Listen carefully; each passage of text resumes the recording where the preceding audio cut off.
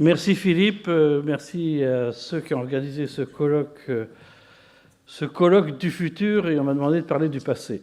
Donc il y a peut-être contradiction, mais j'essaierai de sortir des leçons du passé pour essayer de construire ensuite le futur.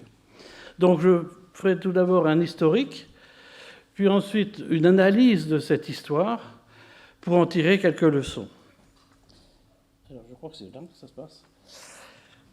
L'hôpital a été créé, l'hôpital, la charité, l'hôtel-Dieu, les hospices, tout ceci a été créé depuis le XIIe siècle, en fait pour héberger tous ceux qui étaient miséreux, mendiants, exclus, pèlerins, et étaient tenus par des religieux. Et les fonds venaient de donations. Et vous voyez les hospices de Beaune, par exemple, assez riches, puisque les donations leur avaient donné beaucoup de vignobles. Et ce serait intéressant pour vous de visiter les hospices de Beaune pour voir comment se passaient ces hospices, hôpitaux, charités et autres durant ce temps. En fait, tout a tourné au moment de la Révolution. À la Révolution, on a considéré qu'il fallait libérer ces personnes qui étaient hébergées, internées. Tout ceci parce qu'on chassait ainsi les religieux et surtout on allait confisquer les biens, ce qui était important à l'époque. Donc l'hôpital a été supprimé en 1793. Quand le directoire est revenu en 1796, il a fait en sorte que l'hôpital revive, mais cette fois-ci avec une gouvernance communale. Donc c'était présidé par le maire et on recevait encore tous ces miséreux, mendiants et exclus. Il n'y a eu que 5 lois, même 4 lois, jusqu'à la loi de Brédossé, 1958. Une première loi, donc en 1796, pour remettre l'hôpital d'aplomb. Ensuite, en 1838, on a dit que les religieux étaient là pour gérer cet hôpital, et on a créé l'asile pour les aliénés. En 1851, on a fait en sorte que l'hôpital devenait un établissement public autonome, ce qu'on verra que c'est important pour le futur. Et puis sont survenues 2 lois fondamentales, je vais plus les détailler. La loi du 21 décembre 1941, qui a structuré l'hôpital, et l'ordonnance du 30 décembre 1958, c'est-à-dire la création du CHU, l'histoire que vous m'avez demandé. En fait, il y avait un grand changement. La médecine était passée d'une médecine compassionnelle à une médecine efficace. Ce qui a frappé les esprits, c'est un enfant qui était traité à l'hôpital de l'Institut Pasteur pour une méningite à streptocoque, qui a reçu des sulfamides et qui a guéri. C'est la première fois qu'on a vu une guérison de méningite à streptocoque. Puis, on savait que la pénicilline, qui était inventée par Fleming en 1928, devenait en fin de compte disponible, et même il y avait une production industrielle en 1940 de pénicilline. On peut suivre ensuite la streptomycine en 1943, qui guérit la tuberculose, la cortisone en 1948, en 1950, la cipercactopurine, qui est le premier traitement donc antibiotique. On voit que tout d'un coup, la médecine change complètement par l'innovation, en fin de compte, médicale.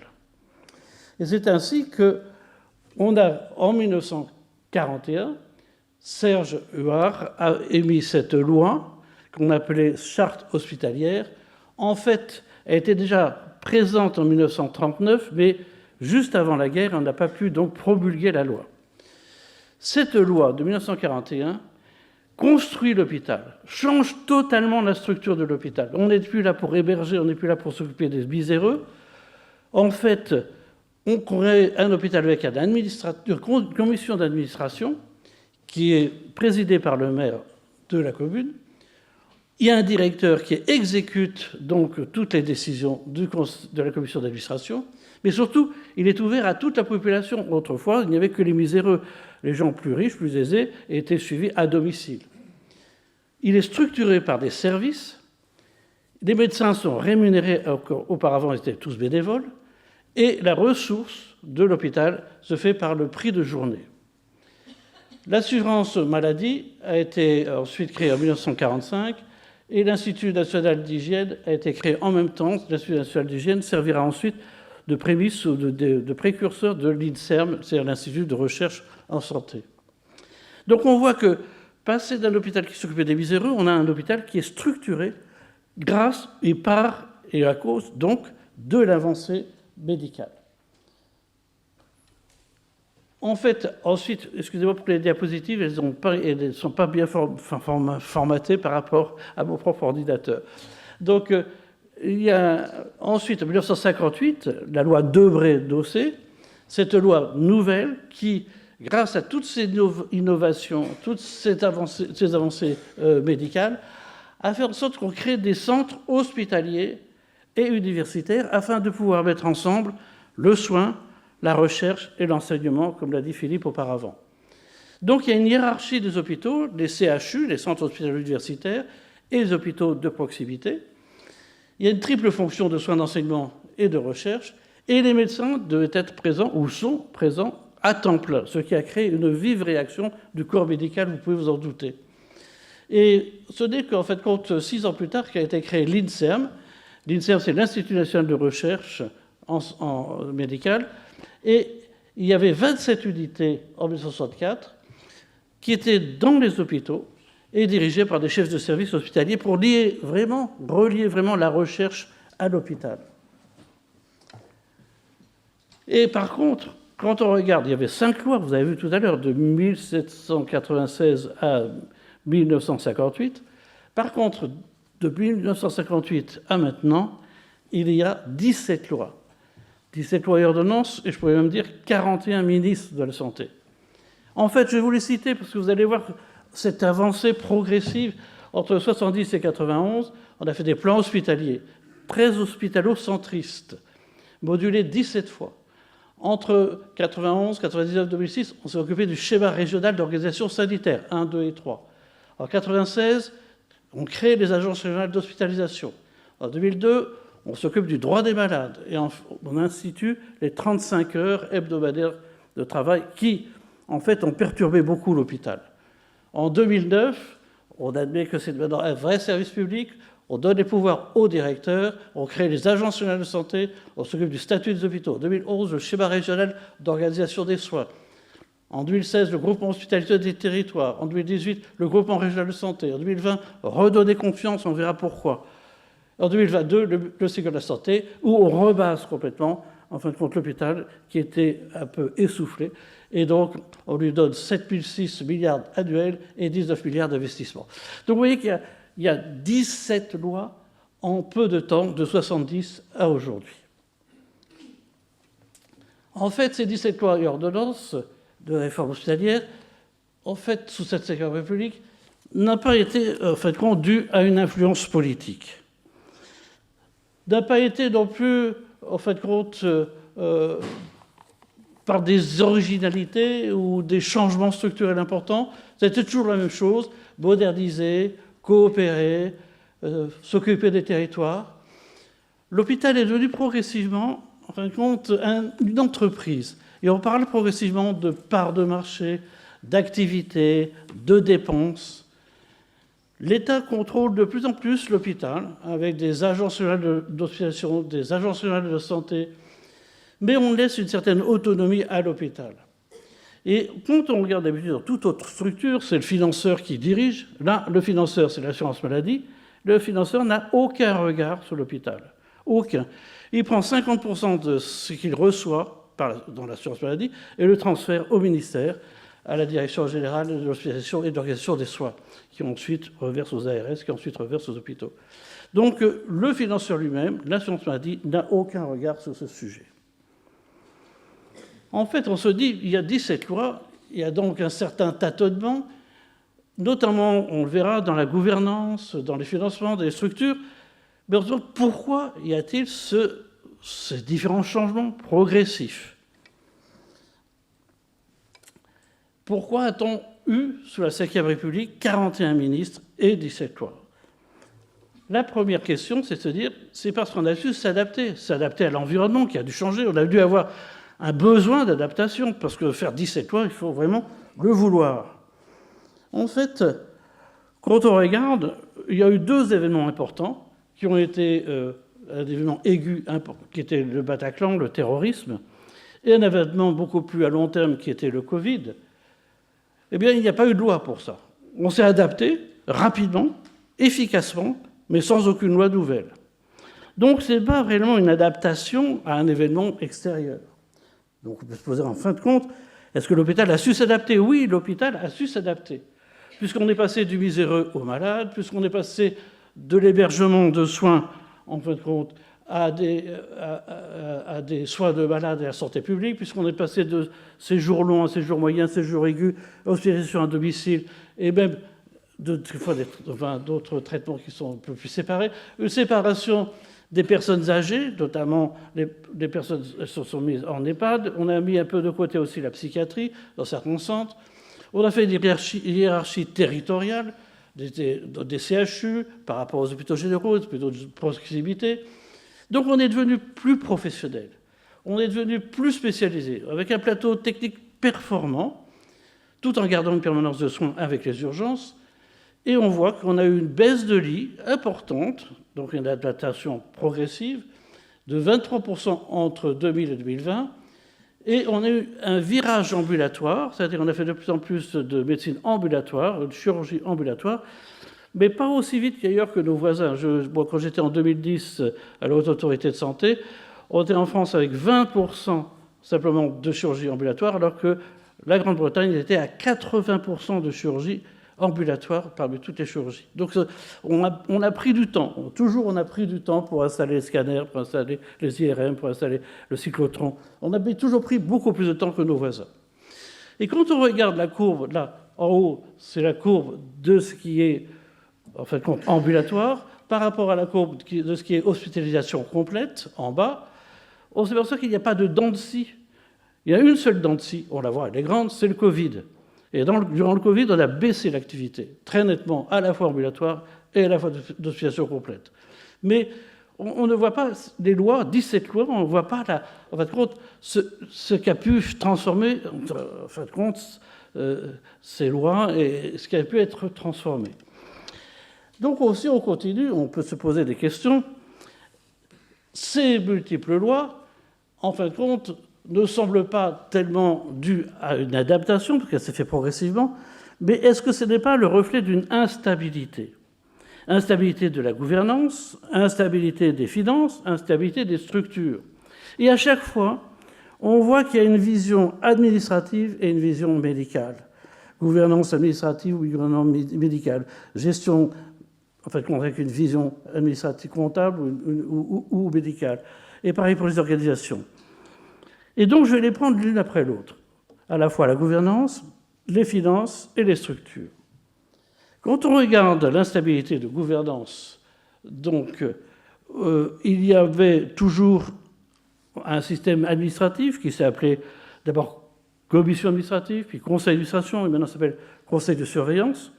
On a une partie médicale, le conseil médical, et une direction, qui est la direction, en fin de compte, d'administration, entre guillemets. En 1941, le directeur exécute les décisions de la commission administrative. En 1970, le directeur a une compétence générale de gestion. En 1991, le conseil médical d'établissement se trouve à côté du conseil d'administration. En 2005, le conseil exécutif est présidé par le directeur et il a autour de lui des administrateurs, le conseil médical et les pôles d'activité. En 2009, là, c'est la loi de Bachelot et Sarkozy, c'était de dire que le directeur a pratiquement tous les pouvoirs. Il a de très larges pouvoirs. Et il a autour de lui le conseil médical, il a autour de lui le conseil de surveillance, il a un directoire. Et puis en 2020, le Ségur de la Santé, le directeur et le président du conseil médical se retrouvent à égalité pour pouvoir nommer des chefs de service.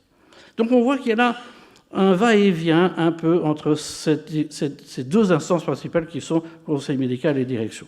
Mais en fait, si on prend, et là je vais m'attarder sur cette slide, Si on prend n'importe quel organisme autonome, indépendant, existant, surtout public, on se aperçoit qu'il y a toujours un triangle. Un triangle avec un board qui décide, fait la stratégie, suit le budget. On a une administration qui aide à la contribution, évalue, fait en sorte que analyse, propose des scénarios et implémente les décisions. Et puis on a une partie opérationnelle qui fait l'activité de cet organisme. Prenons le vote hier des mairies. Mais vous avez bien un conseil municipal qui est en haut, on a bien une administration avec un directeur et on a bien des comités et des commissions. Pareil pour les régions. On a une commission permanente. Qu'est-ce qui est passé? Ça tourne tout seul. On a bien, au niveau des régions, on a bien une commission permanente en haut, on a une administration, on a bien aussi des comités et sections. La haute autorité de santé, on a un collège qui s'occupe du board, on a une administration avec un directeur et on a des commissions. Partout, on a ce genre de triangle. Et en fait, quand on regarde au niveau des hôpitaux, le haut est un peu inexistant. Regardez au niveau des hôpitaux, le haut, c'est en fait un conseil de surveillance depuis 2009, et ce sont des représentants, et qui n'ont rien à voir avec contre l'activité elle-même. Ce sont en fait des personnes qui se réunissent 4 fois par an. C'est très politique, parce que c'est dirigé par le maire, il y a toujours une tendance de la ville sur cet hôpital, et il est distant, en fin de compte, distant de cette base qu'est l'administration et les pôles. Si bien que s'il est peu existant, il y a au niveau, le triangle se résume à un seul côté du triangle, et de ce fait-là, il y a une recherche entre administration et, en fin de compte, l'activité médicale, une recherche de savoir qui prend un peu, en fin de compte, les initiatives, puisque le haut n'existe pratiquement pas. Et donc c'est là, je crois, un grand défaut actuellement de l'hôpital, et si on regarde le haut, il devrait y avoir ce qui est représenté par l'activité, c'est-à-dire qu'on ait le soin, la formation et surtout la recherche. Donc il y a là un sujet où on est plutôt, en fait, une ligne plutôt qu'un triangle. Si je regarde les financements des hôpitaux, en fait, on est parti d'un prix de journée, ça a duré pendant plus de 40 ans, le prix de journée. Et en 1973, vous avez vu qu'il y a eu le premier choc pétrolier. En 1978, le deuxième choc pétrolier. Et là, comme l'assurance maladie, en fin de compte, avait des fonds qui venaient des salariés et qui avaient moins de salariés, tout d'un coup, en 1979, on s'est aperçu qu'il y avait moins de recettes que de dépenses. Alors qu'auparavant, il y avait toujours plus de recettes que de dépenses. Madame Veil, tout d'un coup, a été surprise. C'est-à-dire, mais où sont les comptes? Il n'y avait pas de compte du tout de l'assurance maladie. Elle a fait appel à Dominique Coudreau. Il a fallu faire des comptes, comprendre ce qui se passait, et le moyen qu'on a pris pour pouvoir endiguer cette supériorité des recettes par rapport aux dépenses a été de créer une dotation globale. C'est un moyen simple pour pouvoir dire aux hôpitaux, vous dépensez ça et pas plus. Donc on a donné à chaque hôpital, en fin de compte, une dotation globale, ce qui a permis de garder les finances stables. Mais l'hôpital, qu'est-ce qu'il a fait? Il a diminué le volume, il a diminué son activité, il était plus tranquille. En fin de compte, on recevait la même somme, et en fin de compte, on faisait moins d'activité, donc on était plus au repos. On s'est dit, il faut réaugmenter l'activité. Comment réaugmenter l'activité? Comment faire en sorte qu'on puisse avoir un moyen de faire une tarification à l'activité? Donc, on s'occupait du prix et du volume. C'est-à-dire, et chaque année, on voyait le volume, et on diminuait le prix de chaque activité. Alors, il a fallu faire des tarifs pour chaque type d'activité, chaque maladie. Et en fait, chaque année, on baissait le prix de l'activité, ce qui obligeait l'hôpital à augmenter son volume pour pouvoir compenser si vous voulez avoir les mêmes finances. Et ceci s'est fait 1 année, 2 années, 3 années, 4 années. Ça a commencé, vous le voyez, en 2004.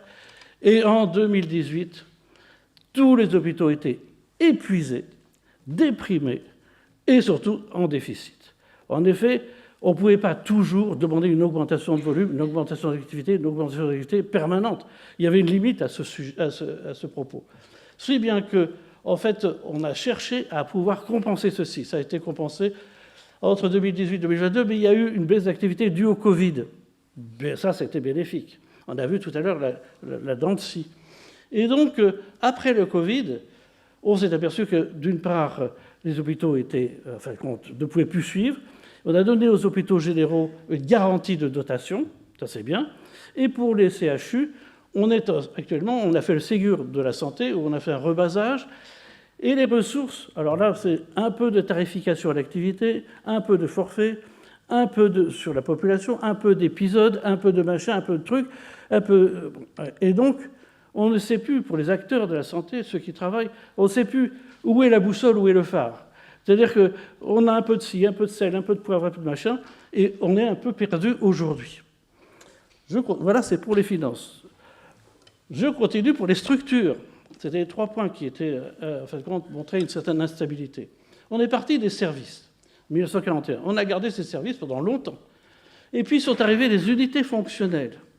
On a rajouté ceci au sein des services. Et puis sont venus les pôles. Et c'est là où, comme on peut voir, l'administration a essayé de prendre un peu plus sur la partie médicale, parce que petit à petit, c'est le directeur qui, en fait, nomme les chefs de pôle et fait des contrats de pôle. Donc on voit que, puisqu'il manque le board, le sommet du triangle, on voit que petit à petit, l'un et l'autre jouent pour prendre un peu de part sur l'autre. Et puis, ceci, en fin de compte, a entraîné une certaine, en fin de compte, avec la fatigue, avec tout ça, on est revenu en arrière et on revient en service. Et le service, enfin le chef de service, est nommé conjointement par le directeur et par l'administration et par le conseil médical. Donc on voit qu'il y a là un va-et-vient. Et en plus, alors là je tiens à souligner un point, c'est qu'aujourd'hui, on ne sait plus ce que veut dire un service, dans le sens de sa discipline.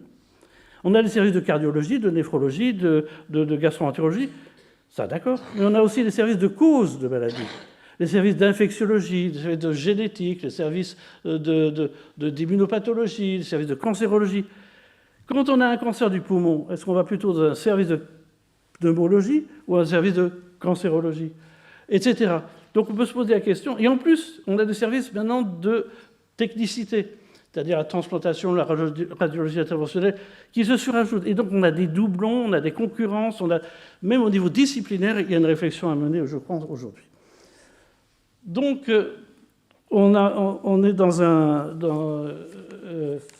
lorsqu'on regarde ces 3 éléments, on s'aperçoit qu'il y a plus d'administration, on a plus de régulation, plus de régionalisation, mais aussi on a plus de contrôle et d'encadrement et plus de freins et de contraintes. Et on peut se poser la question, c'est la question principale, c'est là où on arrive un peu au bout, c'est quel est le moteur du changement? Pourquoi c'est un changement? Pourquoi est-ce qu'on se modifie? Or, on a vu que l'hôpital a été créé parce qu'il y avait un grand changement, c'était l'avancée médicale. Et donc, c'est parce que le moteur du changement, en fait, aujourd'hui, excusez-moi, c'est mal centré, mais c'est l'avancée médicale. Ce sont, en fait, cela qui change un hôpital. Et si je prends quelques exemples, rien que pour vous voir, en fait, la tuberculose, il y avait 42 000 morts avec la streptomycine, fini. La poliomyélite avec le vaccin, c'est fini. Et dans l'un et l'autre cas, on n'a pas changé les structures. Pour ce qui est de la tuberculose, on a gardé les physiologues pendant très longtemps, les sanatoriums pendant très longtemps. Pour la poliomyélite, on a des établissements de réhabilitation ici et là pendant longtemps, appartenant par exemple à la science publique, elle se trouve à droite et à gauche dans la France. Si on prend le sida, il a été traité de façon ambulatoire, on n'a pas changé les services, on n'a pas changé les médecins. Quand on prend la leucémie myéloïde chronique, qui était à 50% des greffes de moelle, du jour au lendemain, on a un médicament, un comprimé par jour, et on guérit ces malades. Plus de greffe de moelle. Donc on doit réduire de 50%. On n'a rien changé.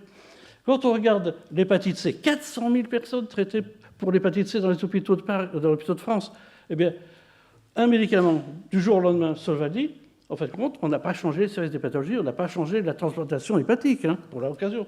Le mélanome, 18 000 cas, on a l'immunothérapie, on n'a rien changé. Quand on regarde la mucoviscidose aujourd'hui, qui vient d'être traitée par le Kaftrio, on n'a pas changé du tout, en fait, compte le nombre de greffes de poumons.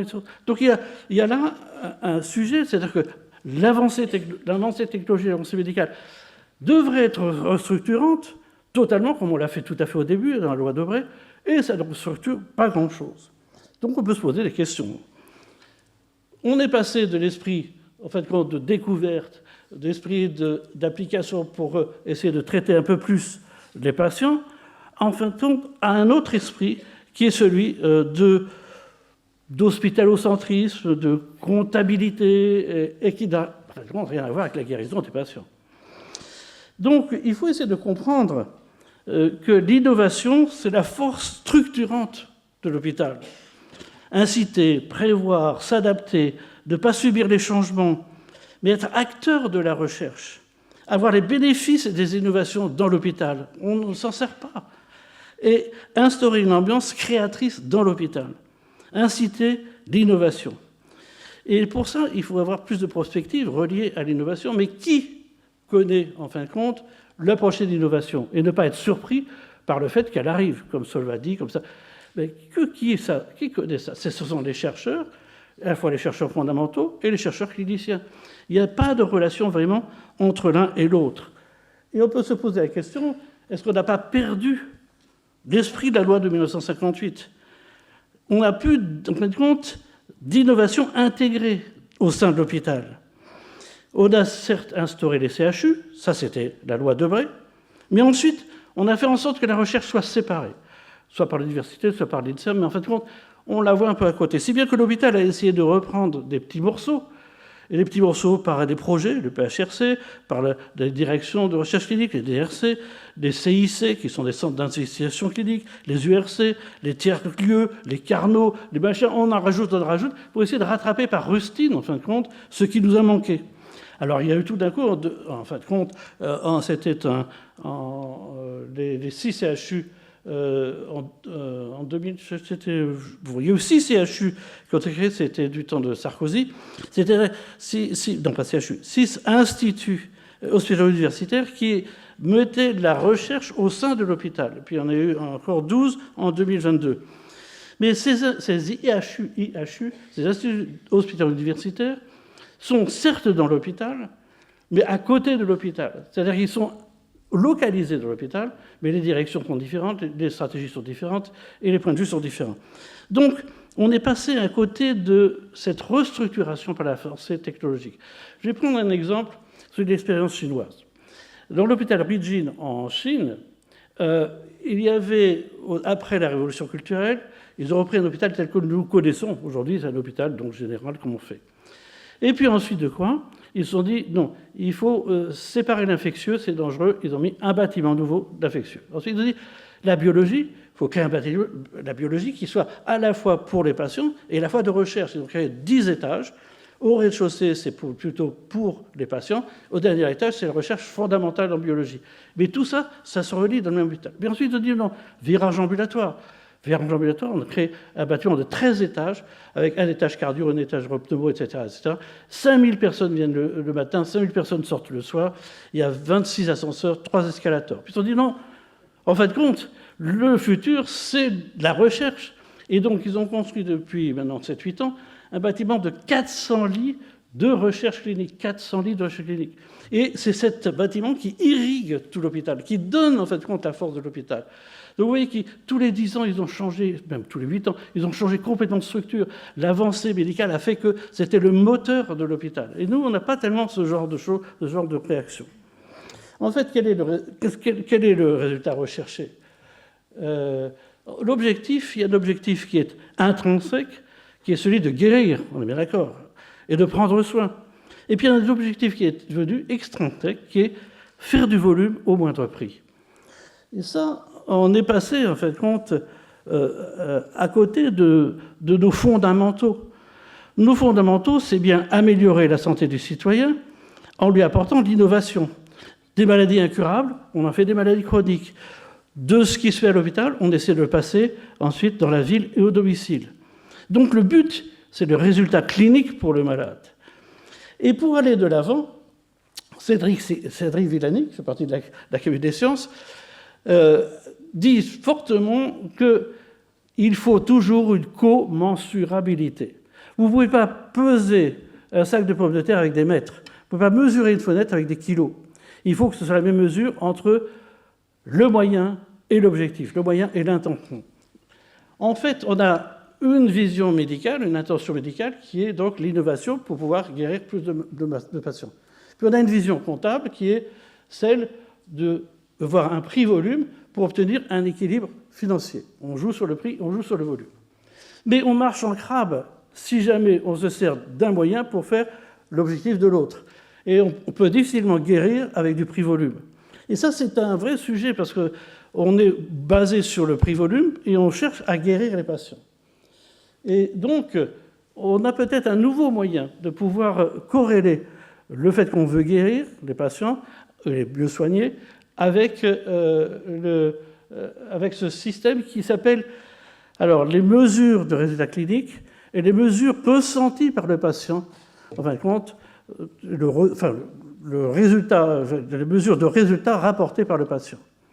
C'est ce qu'on appelle les CROMS et les PROMS, c'est-à-dire les Clinical Reported Outcome Measures et les Patient Reported Outcome Measures. Et en fait, il faut le faire pour chaque maladie. Bon, on l'a bien fait d'ailleurs pour pouvoir tarifer, on le fait pour chaque type de maladie. Et mais dans cette perspective, il faut qu'on ait un lien très fort avec les spécialités. Et ceci a débuté. Il existe déjà des PROMS et des CROMS, il existe déjà des mesures de résultats cliniques et des mesures rapportées par le patient. Et il faut toujours considérer qu'il y a, en fin de compte, un résultat final. Et c'est donc avant l'hôpital, pendant l'hôpital et après l'hôpital, ça s'appelle le parcours de soins. Donc je terminerai en disant, voilà les leçons qu'on a pu apprendre durant ce temps. Je pense qu'il faut comprendre que l'objectif de l'hôpital, c'est le soin, la santé du patient citoyen. Il faut comprendre que l'innovation, c'est bien le moteur structurant de l'hôpital. C'est lui qui doit permettre le changement. Et il faut totalement intégrer, en fin de compte, l'innovation et la recherche. Troisièmement, la commensurabilité est importante. On ne peut pas avoir un objectif sous une forme et des moyens sous une autre forme. La valeur soit le résultat clinique et ressenti. C'est-à-dire cela que l'on va chercher. C'est ce que le patient ressent et qu'on lui dit qu'il est guéri ou soigné. Bien respecter ce triangle de la gouvernance. Et notamment, on a vu que dans l'hôpital, il manque le sommet du triangle. En tout cas, il est assez faible. Et puis enfin, il faut qu'il y ait une bonne coopération entre le soin, la recherche et l'enseignement. C'est ce qui devrait être le sommet, en fin de compte, de notre triangle. Je terminerai en disant que l'hôpital n'a pas encore trouvé ni sa stabilité, ni sa finalité, avec des réformes successives de gouvernance, d'équilibre financier, de structure. Et déjà arrive le grand chamboulement par le trio numérique, intelligence artificielle et robots. Tout va être bouleversé. L'administration, totalement bouleversée par l'IA.